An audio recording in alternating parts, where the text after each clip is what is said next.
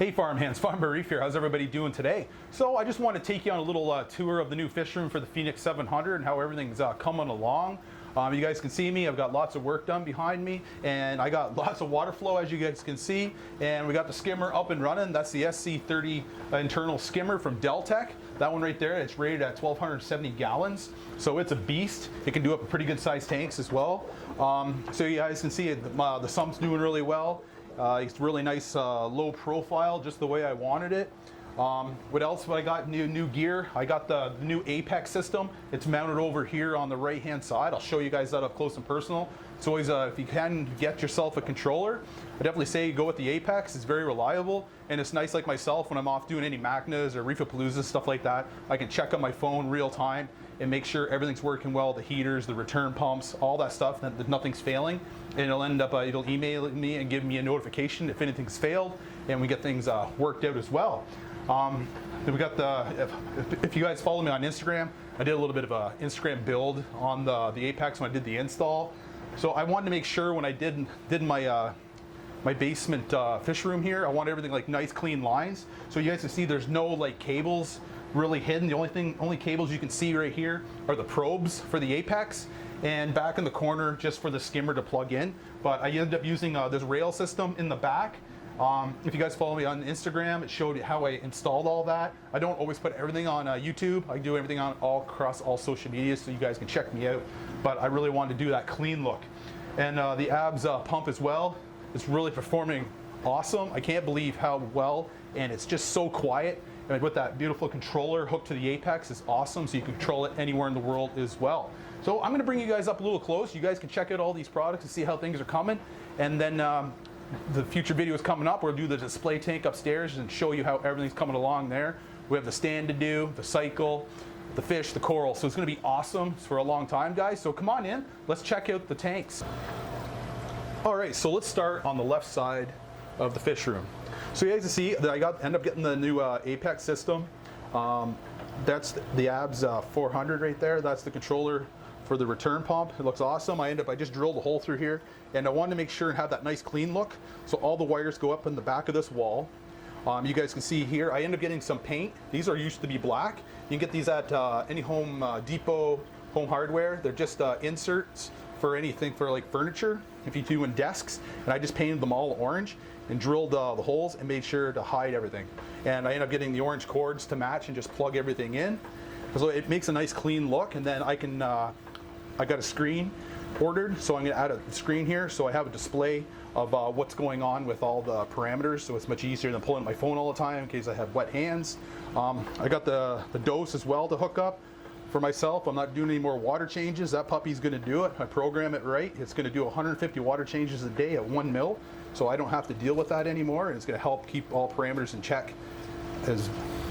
And you guys can see with the controller here, I just did a piece of maple, painted it orange, sanded it off from the wall, makes it look really good. My friend Dawn, she thought up that idea, so thanks a lot, Dawn, I really appreciate that. And then all the wires go in the back. They come in the back of this rail system here. So the rail system, the only wires you can see is I got from my probes. The probes I got, this one right here is for the heat. And then I have salinity, ORP, and pH. There's the only, right there, and they just go up into that rail. Everything, all these orange cords you see here go behind the wall through this system, and everything gets plugged into here in the back. The only cords you can see is right here. That's going to the two pumps that are inside the internal skimmer. So it makes a nice clean look. And I have my two heaters down in here. I have a backup heater, and they're both 250 watts. So far, so good. Everything's been reading on the Apex correctly, the temperature that I wanted. I got lots of great flow in here. So with these two, it's just been great because you can see right there, I just got the one. And if there's ever a fail, I can use for the backup as well. So it gave a nice clean look. You guys see no wires just over there, everything's hidden. And that's what I'm all about, nice clean lines, because when you're down here hanging out, you don't want to mess, and it makes you want to keep everything nice and clean. And then here's I got the six return lines coming from the eShoppy overflow boxes upstairs. They've been running perfectly. As you guys see here, I got lots and lots of flow going around. Look how nice that is. And then we get over here to the Beast. This has been my favorite skimmer ever. Look at that skim bait. It's so black and nasty. I've never seen skim that crazy. It's almost like root beer, everybody says. So this one here, this one's the SC3070 Eternal Skimmer, guys. It's got 2 pumps in the bottom for pumping in the bubbles. And then it's just, you can see all those beautiful little micro bubbles right there. And then in here as well. But yeah, it's pretty nasty stuff, guys. Look at that. What's handy too is they have this little valve right here. You can pull it off. You can hook to a line anywhere you want. You can leave it open. So what's going to happen is all that skim bait can go into a pail or a holding container by just through the bottom right there. So you can see there's the 2 pumps right down in there.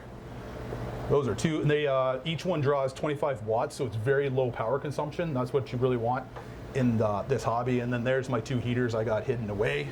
We come back across here. I got 2 of these Deltec FR 509 fluid reactors. This one's here is full of carbon.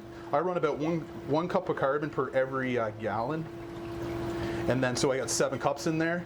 And then right here, this one's just full of ROA. So when you're starting up any new tank like myself, it's good to use the ROA. It's going to take out any of that PO4, anything you don't want leaching into your tank or getting into your rock. And then just with the carbon here, it's really going to clean it right up and make it really crystal clear. So it works out really well.